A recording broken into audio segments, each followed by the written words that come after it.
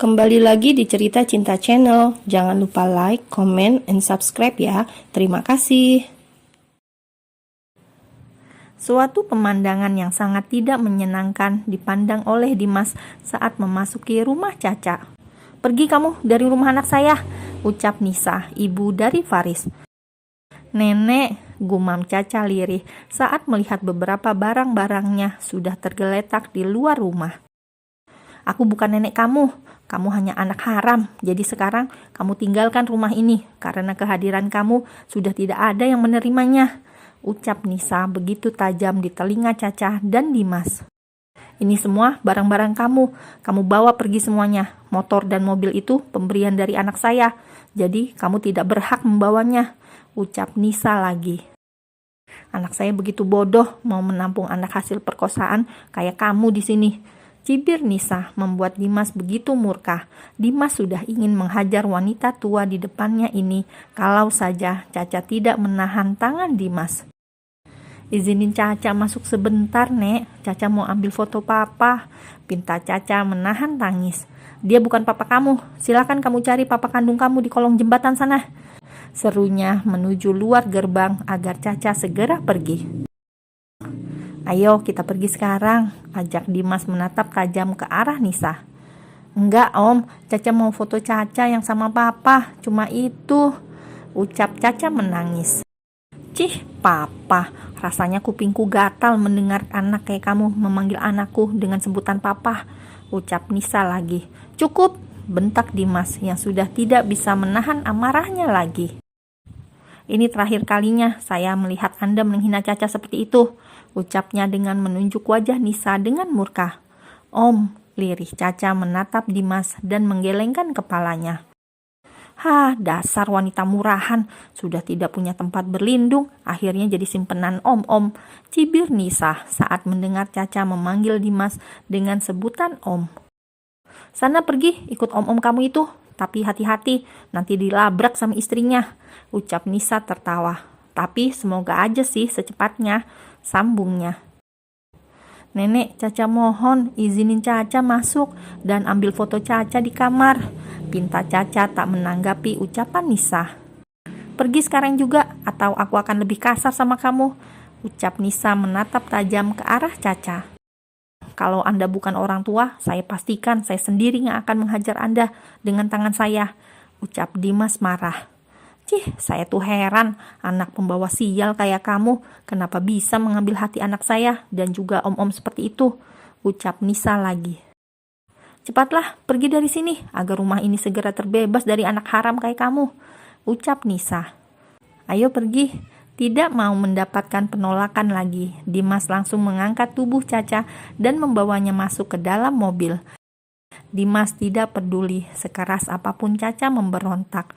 Ia sudah tidak tahan mendengar cacian dan hinaan dari nenek tua di rumah itu. Darah Dimas mendidih kala mendengarkan setiap kata yang keluar dari mulut nenek-nenek itu.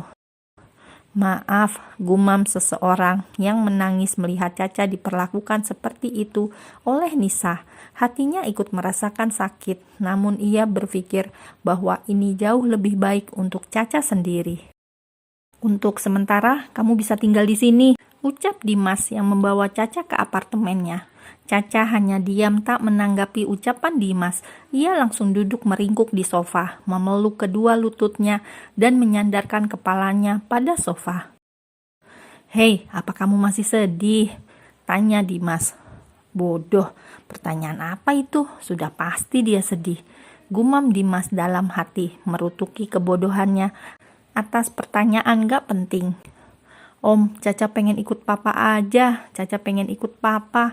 Cuma papa yang sayang sama Caca," gumam Caca lirih, matanya menatap kosong ke depan. "Kenapa sih Om, orang sebaik papa harus pergi secepat itu?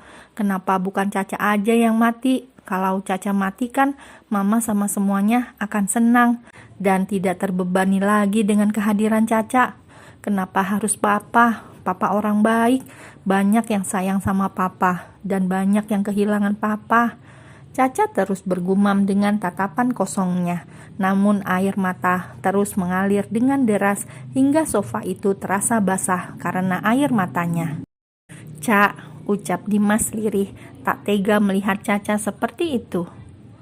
Caca hidup buat papa, tapi kalau papa udah nggak ada, Caca mau ngapain om? Caca udah nggak punya tujuan. Caca pengen bahagiain papa, tapi papa malah pergi ninggalin Caca, gumamnya lirih. Papa pasti masuk surga kan om? Papa Faris itu orang paling baik sedunia ini om. Caca bukan anak kandungnya, Caca hanya anak haram, bukan darah dagingnya. Tapi papa masih tetap menyayangi Caca om. Di saat mama yang melahirkan Caca gak mau nerima kehadiran Caca, Papa Faris dengan senang hati merentangkan kedua tangannya untuk memeluk Caca. Papa orang baik om, papa pasti masuk surga kan?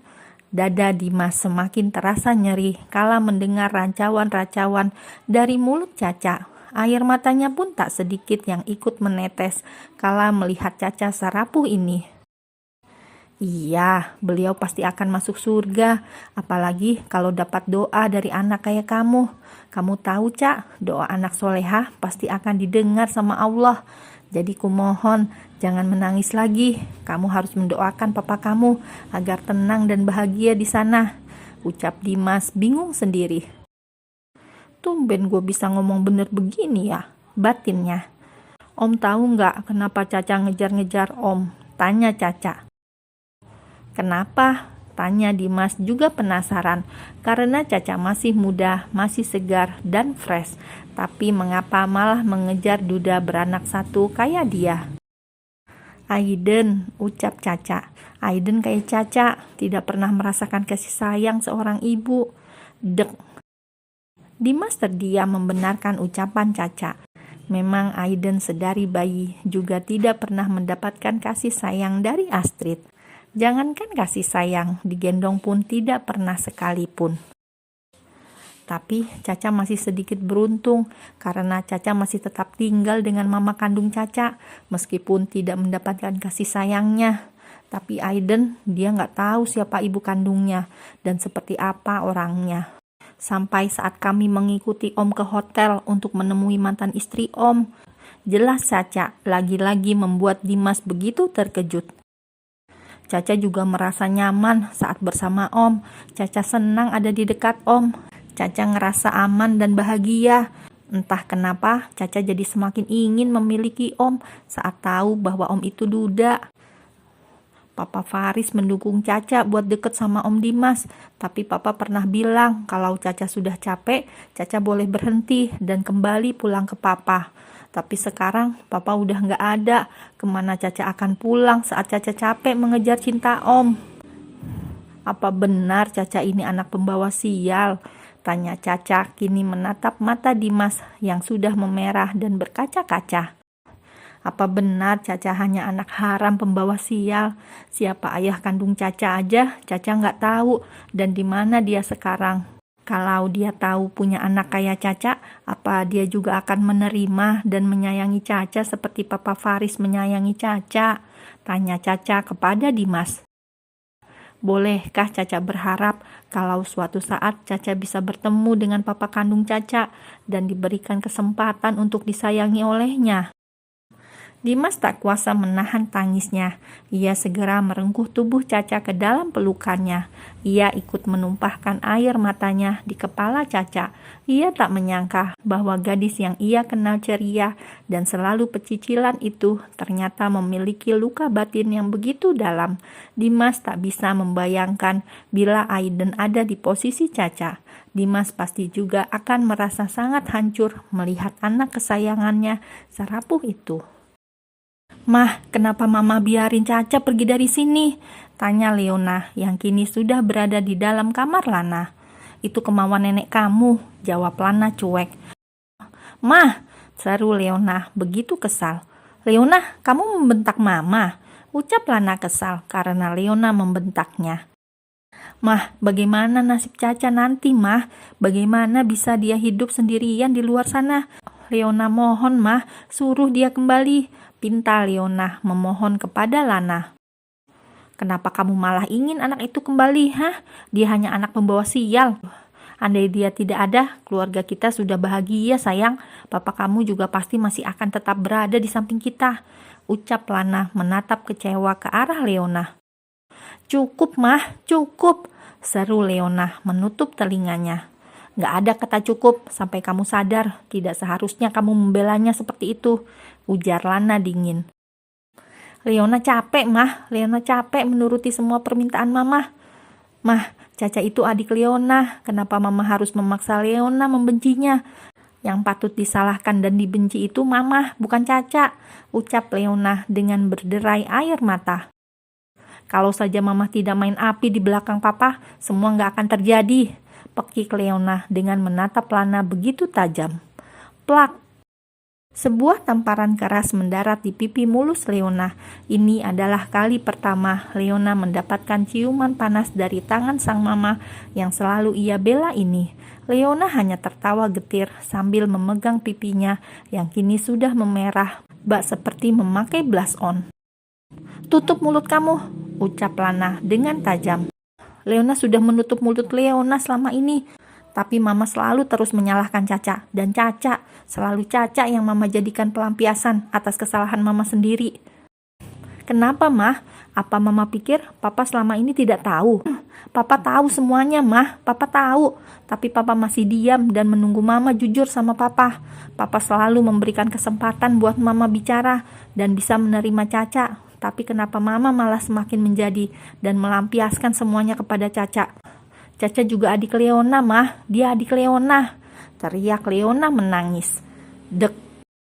Lana begitu terkejut saat mendengar ucapan dari anaknya. Benarkah Faris sudah mengetahui semuanya? Namun mengapa dia hanya diam dan semakin memberikan kasih sayangnya kepada Caca?